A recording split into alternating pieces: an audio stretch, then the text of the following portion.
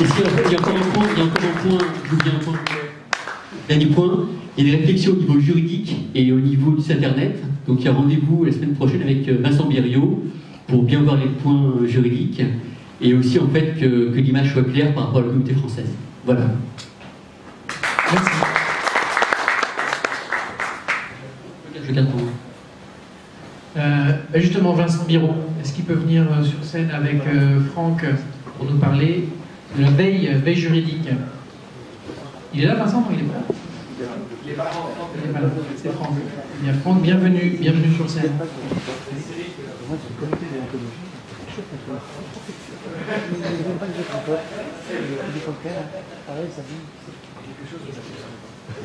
Bonsoir. Bonsoir. La veille juridique.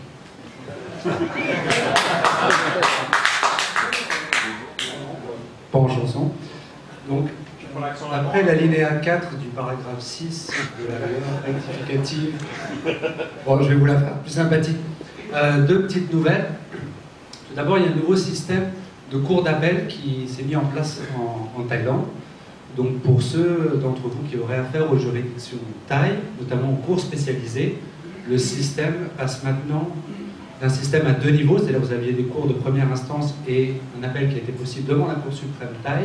Maintenant, vous avez un système de cours d'appel. Donc, vous avez trois niveaux de juridiction. Premier niveau, appel et cassation. Donc, c'est assez semblable au système français. Ça va concerner quatre juridictions. D'abord, la Central Labour Court, qui est la cour pour les litiges en droit du travail. La Central Tax Court, ça c'est si vous avez quelques soucis avec le Revenue Department. La Central Bankruptcy Court, j'espère que vous n'allez jamais là-bas.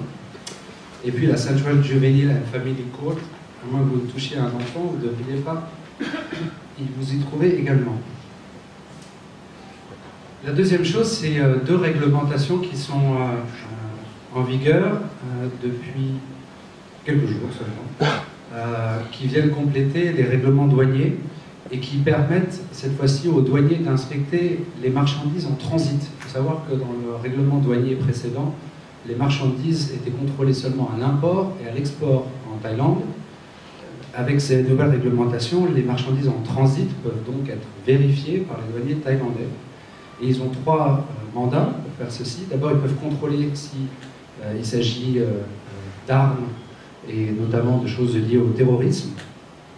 S'il s'agit de produits qui posent un danger pour la sécurité nationale, la paix et la sécurité internationale, ou s'il s'agit de produits qui sont déclarés de manière erronée ou illégaux. Et donc ça inclut notamment les produits contrefaisants.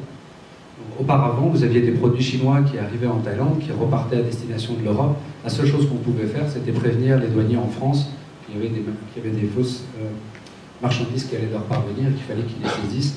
Aujourd'hui, les douaniers peuvent vérifier et saisir ces produits-là. Voilà, donc c'est plutôt des bonnes nouvelles. Très bien. Merci.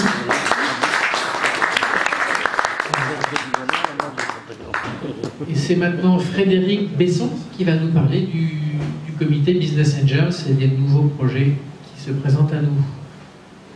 Bonsoir. Donc, il y a un projet qui va vous être expliqué en détail par son fondateur. Je ne vais pas en parler tout de suite. Par contre, on a vu passer un dossier intéressant qu'on a orienté vers le mentoring, parce que vous savez qu'on a une section mentoring.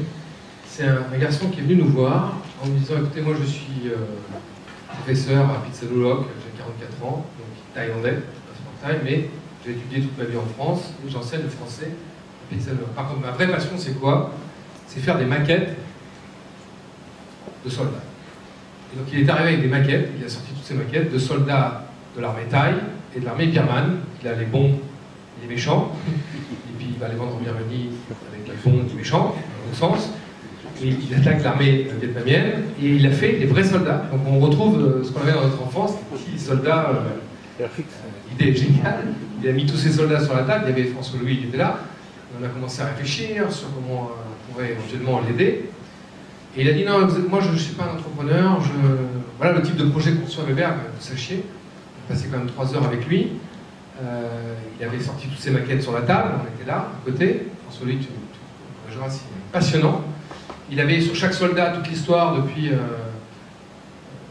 les années 1500 et quelques sur chaque soldat, il a travaillé ses maquettes, et son idée c'était de les vendre pour les enfants taille, comme une collection de soldats qu'on pourrait avoir. Alors, son idée, on peut peut-être imaginer le système en classe où on en vend un, puis deux, puis trois, chaque mois on en vend un différent. Et voilà, les idées ont bouillonné, et on a discuté avec lui longtemps. Très belle idée, il a tout ce qu'il faut. Lui, la seule chose qu'il veut, je ne suis pas entrepreneur, je ne veux pas vendre. Peut-être si on peut les vendre chez 7-Eleven, pourquoi pas. Il a commencé à regarder comment on pourrait faire les moules. Mais il n'est pas entrepreneur du tout. Et il dit, par contre, si je pouvais gagner moi 20 000 bahts par mois sur des royalties, voilà ce qui m'intéresse. Alors le type de projet qu'on reçoit, je crois qu'il a travaillé avec Nanda pour les dépôts, je ne donne pas les noms, etc. Mais tout son truc est bien ficelé. C'est un gars passionnant, super intéressant. Bien sûr, l'armée taille, moi je suis le premier à acheter des 50 bons hommes à 200 ou 300 bahts, donner ça à des enfants qui jouent avec. Est-ce qu'il y a un marché? Enfin, tout ça, il faut étudier. Alors on l'envoie au mentoring, je crois qu'on a une section mentoring qui pourra peut-être l'aider et l'accompagner. Il n'est pas entrepreneur. Voilà le type de projet qu'on reçoit quand même à BBA, passionnant, avec des gens qui ont des idées et puis qui les matérialisent, qui les réalisent. Il a l'honnêteté de dire que je ne suis pas du tout entrepreneur, donc c'est intéressant. Comment on amène ce type de projet? Comment on vous l'amène? Est-ce qu'il y a des gens qui veulent... J'ai discuté il y a 2 jours avec quelqu'un extrêmement intéressé de regarder dans le détail. Nous, on a vu les figurines, hein, c'est vachement génial. Est-ce qu'il faut faire des tout petits comme ça? Est-ce qu'il faut les mettre chez des e-shops pour les vendre? Est-ce qu'il faut les mettre... Voilà, c'est toutes ces questions-là qu'on peut se poser. Et c'est fait. Il y a même des budgets par rapport aux moules, comment on peut les faire. Enfin, je sais pas, vous avez joué quand vous avez beaucoup d'hommes ici dans la salle, je vois. Est-ce que vous avez joué avec des petits soldats quand vous étiez plus jeunes? Est-ce que ceux qui ont joué avec des petits soldats peuvent les... Je parle pas des coupés, hein, je parle des petits soldats. Ouais, donc il y a quand même... Ben, l'armée taille, personne n'y avait pensé, l'armée birmane. Donc voilà, donc s'il y a des gens qui sont intéressés sur ce projet-là, venez voir le comité Business Angels. C'est pas... Oui, toi, bien sûr, j'y ai pas pensé, bien sûr, évidemment. Tu as été soldat, toi, dans l'armée taille. Pour raconter tout ça. Donc, oui, pardon. Oui, il m'a demandé de mettre en relation avec un majorette ici. J'avais pas de contact parce que je suis membre de la chambre de commerce. Il y a quelques années. Et je sais qu'ils avaient une usine de production à montage. Je connais l'usine à Marnaccord. Usine à Marnaccord. Bon, il est allé voir quand même des sociétés pour voir combien ça coûtait pour donner. Il n'était pas intéressé.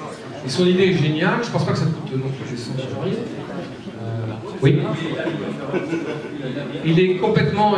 C'est sa passion depuis des années. Il fait ses figurines.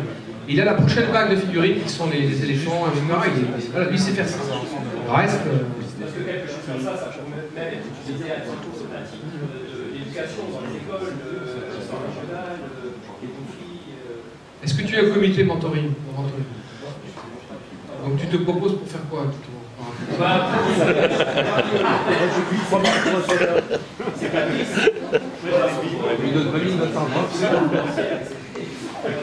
Comment tu t'appelles? Je vais me présenter un peu plus tard. Nicolas Durier. Moi, je suis... Merci Nicolas, c'est super sympa parce que tu te présentes un peu plus tard. Voilà des gens comme Nicolas qui ont de l'argent, qui ont du temps, qui ont la passion d'aider les autres. Ça, c'est ça qu'on a. Merci. Bonsoir.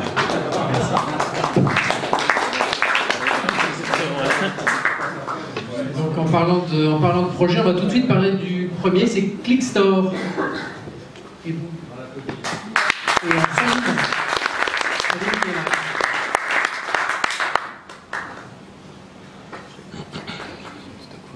C'est à toi.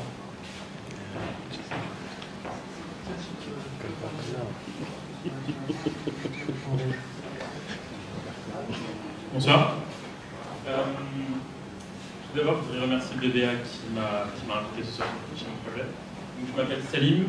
Nous avons lancé à Singapour une start-up il y a quelques mois de ça, Crowdsourcing Data. Je vais vous présenter. Donc, Crowdsourcing Mobile App, Buzzword. Alors, qu'est-ce que c'est? C'est une application mobile téléchargeable sur Android par n'importe qui et qui permet en fait aux utilisateurs de compléter des missions directement en magasin. Pour le compte du coup d'entreprises et de marques qui souhaiteraient avoir une meilleure visibilité sur ce qui se passe sur toutes les activités en magasin.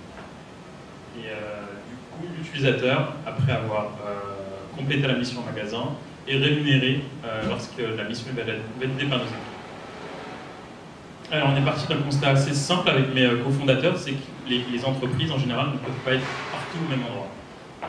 Il dépense des millions de dollars chaque année pour lancer des nouveaux produits, lancer des nouvelles promotions en marketing. Et pour un grand nombre d'entre elles, ils ne sont pas capables de savoir ce qui se passe en magasin, si leur produit est visible par le consommateur, si la promotion a bien été mise en place par le distributeur ou le retailer. Et on sait par exemple que 3/4 des magasins ne sont pas visités régulièrement par les sales, par les marketeurs. Et que dans cette lignée, en fait, les 3/4 des consommateurs en allant au supermarché pour faire leurs courses ne savent pas encore quel type de produit ils vont acheter.